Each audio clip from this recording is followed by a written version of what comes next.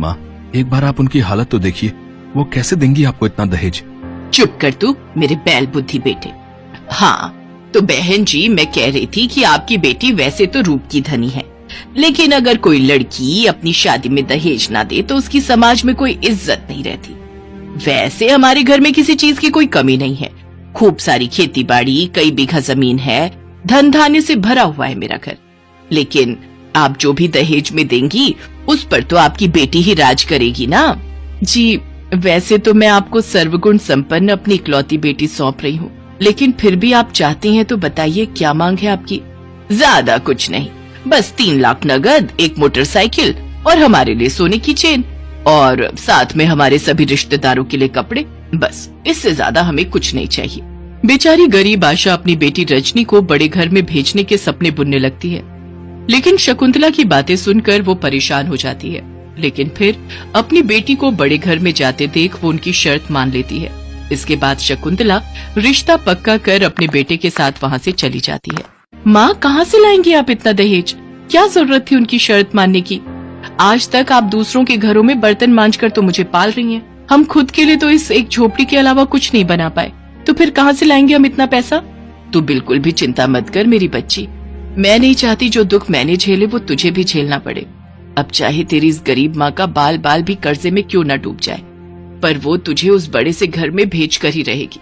रजनी बड़ी ही चालाकी से अपनी गरीब माँ के दुख में शामिल होने का ढोंग कर रही थी, जबकि सच तो ये है कि रजनी खुद भी ये गरीबों वाली जिंदगी काट काट कर परेशान हो चुकी थी।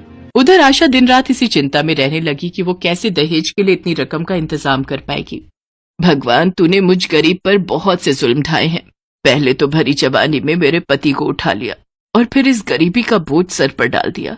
सारी उम्र तो लोगों के घर में कामकाज करने में निकल गई और अब बुढ़ापे में बेटी के दहेज की चिंता वो अलग।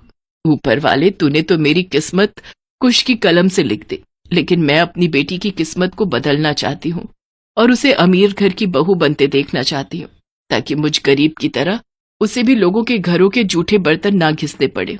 हे प्रभु, मुझे कोई रास्ता दिखा।